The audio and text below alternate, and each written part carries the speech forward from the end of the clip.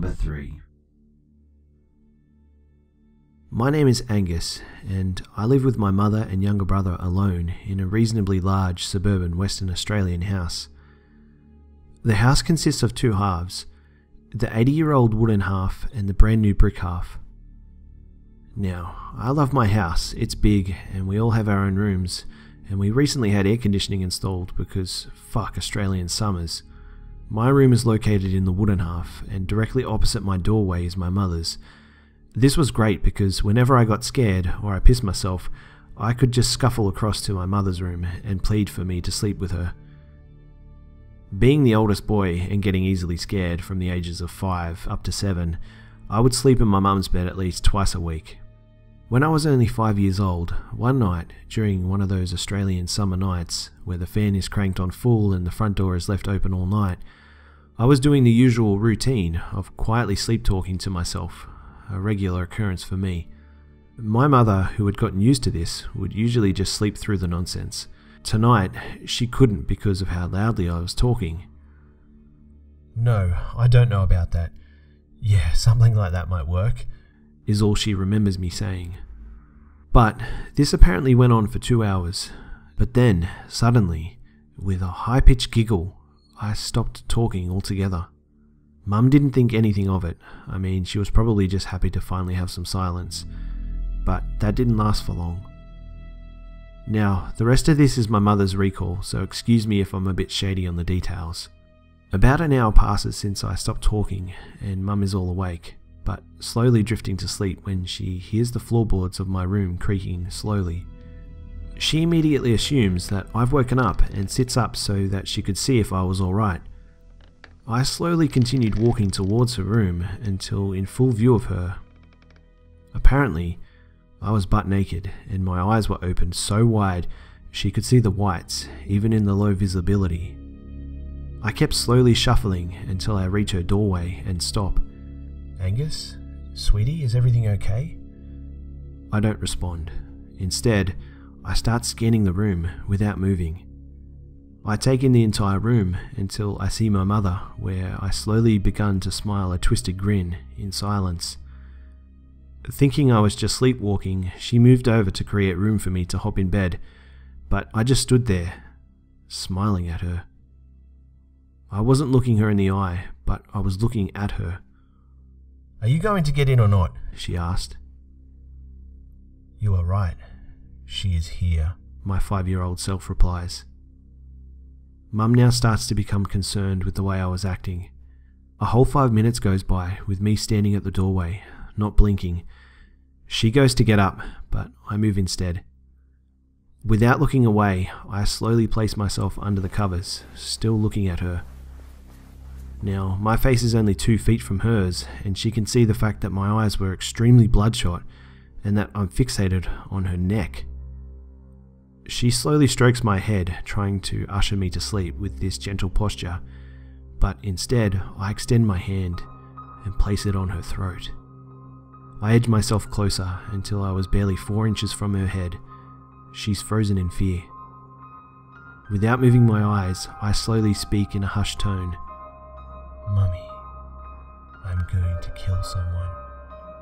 Now, mind you, this declaration is something 5-year-olds will not casually throw around. Apparently, after speaking, my grin dies and I slowly shut my eyes into a deep sleep. When I awoke the following morning, I was all alone in the bed. Mum had been so creeped out, she stayed up all night in the brick half of our house listening to music. As you can imagine, it was a long time before I was able to start sleeping in my mum's bed again. Number 2. I always like to attach logic to this one, where possible, because otherwise it genuinely gives me the creeps. I was 12. It was the early 90s when we moved into a semi-detached house that had been laying empty for a couple of years. The previous owner had died and left no one to take it on, so eventually it came up for sale. We didn't know anything about the previous owner, and hadn't even asked, to tell the truth, because there was too much dreadful early 90s decorating to go with rag rolling everything and using colours that would make you barf today. I made friends with the girl that lived next door, and we were thick as thieves, always up to some mischief. It was the days of X-Files and Ghostwatch, and my pubescent girl mind was full of mystical stuff and excitement about the paranormal. So my friend Kay and I decided we wanted to do a Ouija. Yes, you can moan at this point and think lame, but yeah, we were preteens and didn't care how lame it was. We couldn't get a hold of a real one and didn't want to do it in the house, so we took 28 scraps of paper with the alphabet and yes and no on them, and a small shot glass down to the bottom of the garden where the oak tree had been cut down. We kneeled on either side of the stump of the oak tree, not exactly the sort of slippery surface people usually use.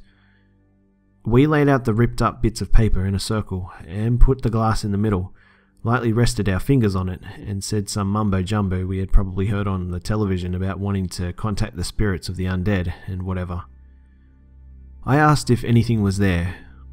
Nothing for a bit, and we started to get achy arms from holding them out, and we were thinking of giving up when the shot glass jutted across the stump of the tree. Now, if either of us were pressing down hard and trying to move that glass, it would have toppled. Try it yourself. Move a standard sloping edge shot glass across a rough sawn tree stump. It moved.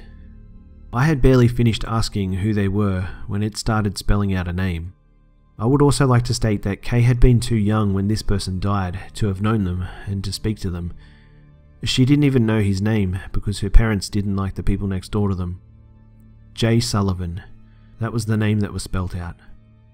It finished the name, and then I swear to whatever gods or forces you believe in, I got a static shot from the glass up my right arm that was visible to the naked eye.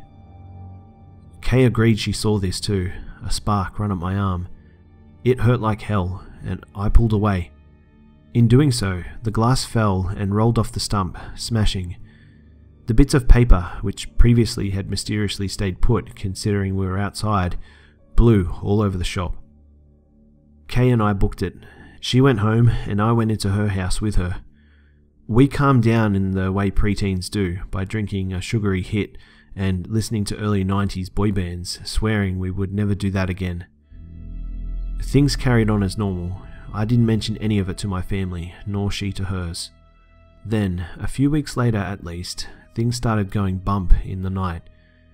Random thumps out in the landing, to the extent that my stepdad would go and check, and even checked in the attic a few times.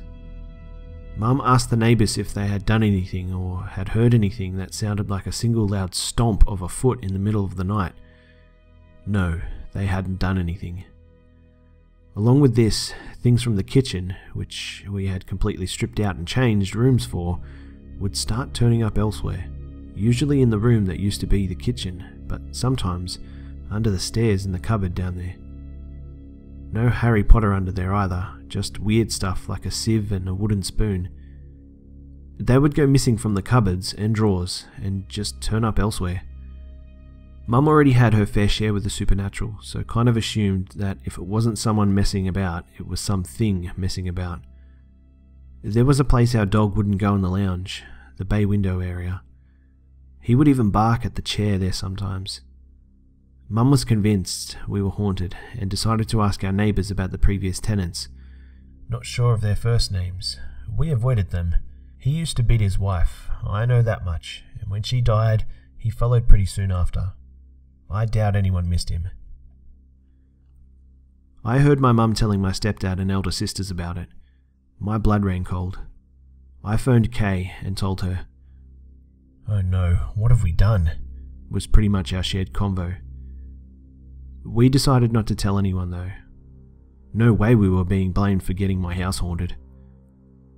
As a 12-year-old, and for many years after, I was still positive it was a ghost.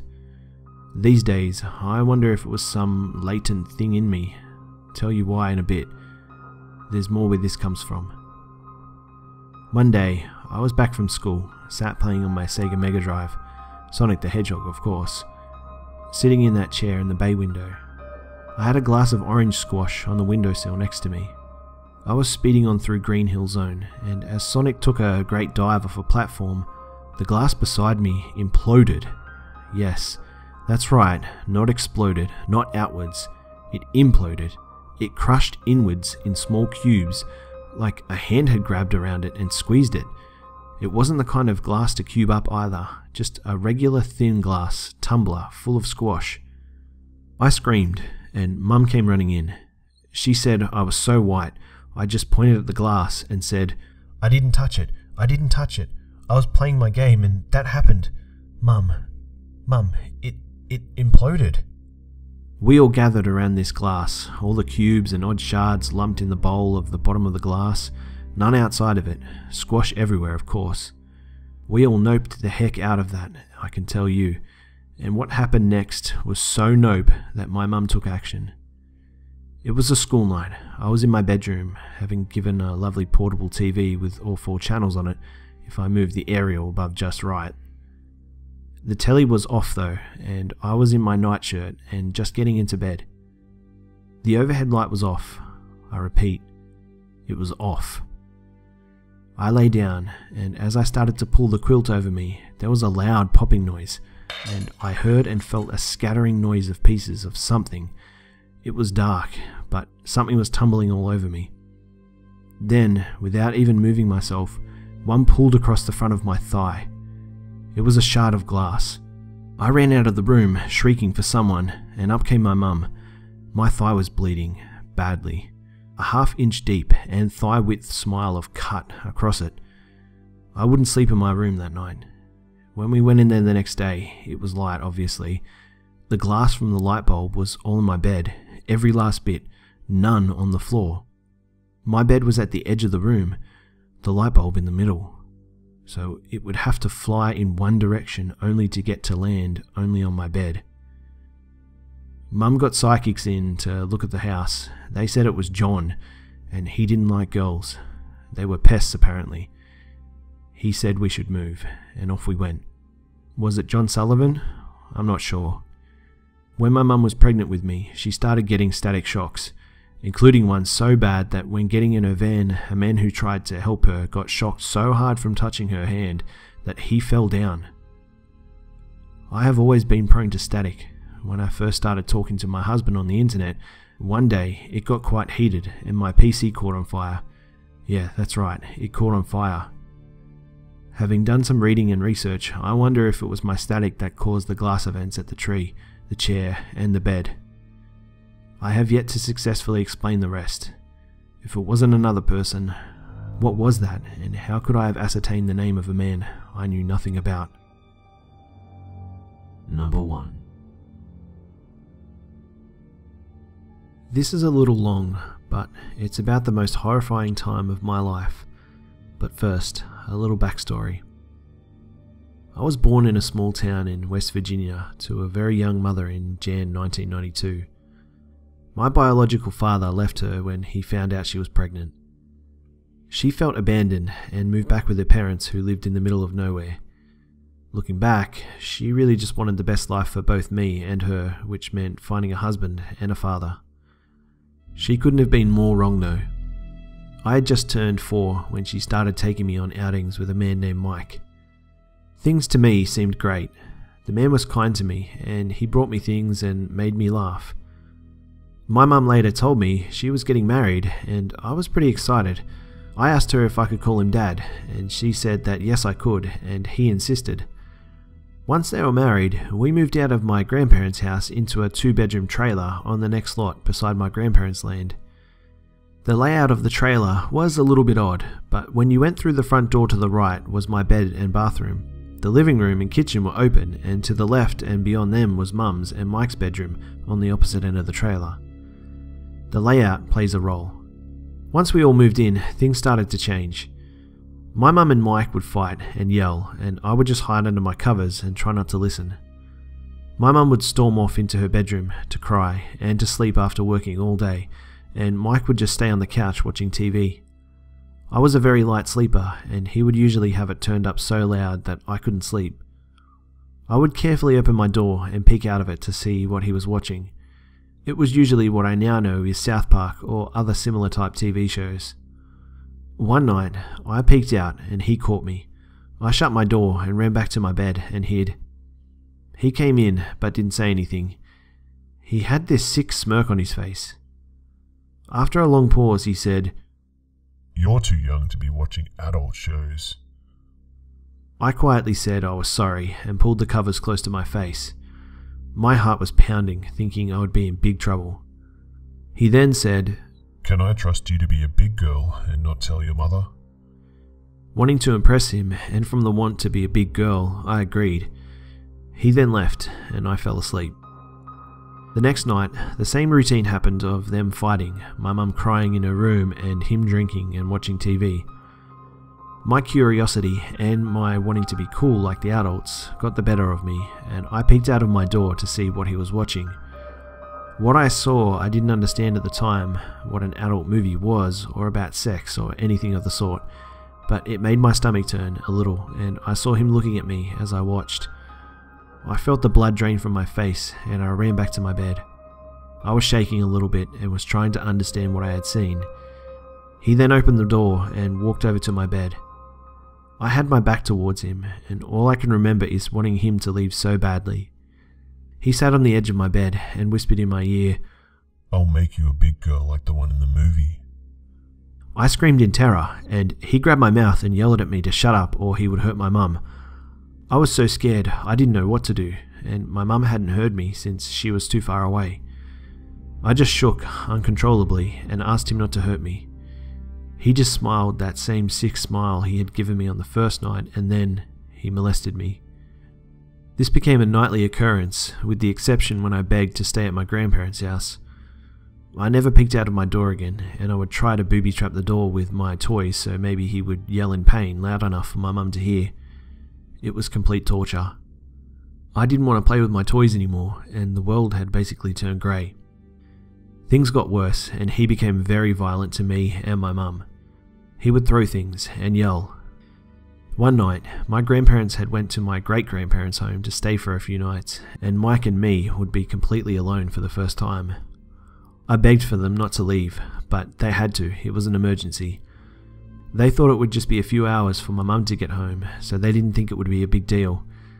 I barricaded my door shut as best as I could with things I could move and tried not to make a sound. Time passed so slow. I watched out of the window to see her car lights in the distance. 7 p.m, still hadn't come home. 8 p.m, where could she be? 9, I started to panic. I thought she was hurt, but I was scared to leave my room. This was before cell phones, and the landline was in the kitchen.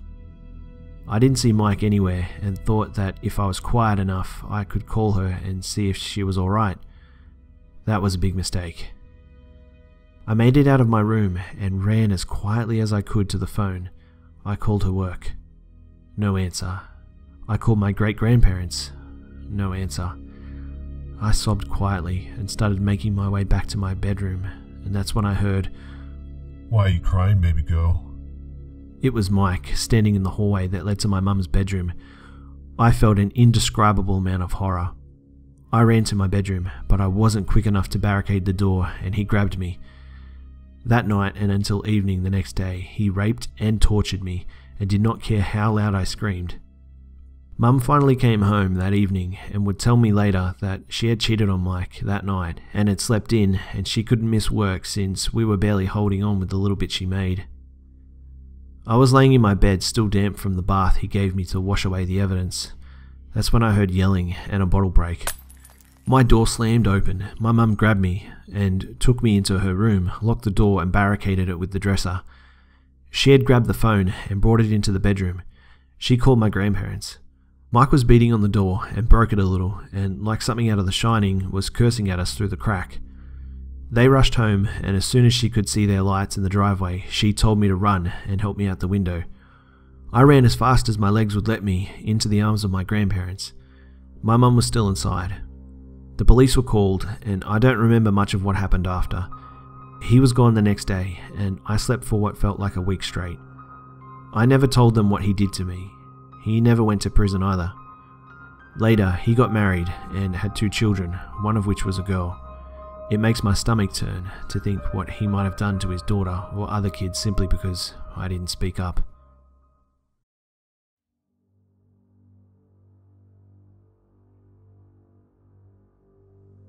G'day mates, it's B-Buster here.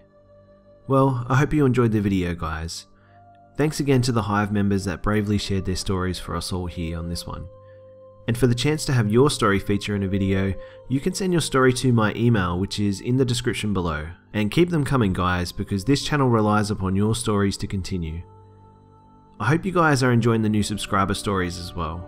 There has been a really great response with the stories from you guys, and if we keep this up, I will most definitely be able to continue doing scary story videos. Just this week alone, guys, I received well over 400 stories, which is really incredible. Thank you guys so much for sharing these stories and for being brave enough to have them feature on videos. You guys really have made this community something amazing, and with your support, I know this channel will continue on and become a great space for thousands of people to speak up and tell their own stories. So thank you again for making this happen. And as always, it would be awesome if you could like, share, comment, and subscribe if you're new. Don't forget to follow me on Facebook, Twitter, and Instagram for updates throughout the week. Thanks again for tuning in, and I'll see you mates in the next one.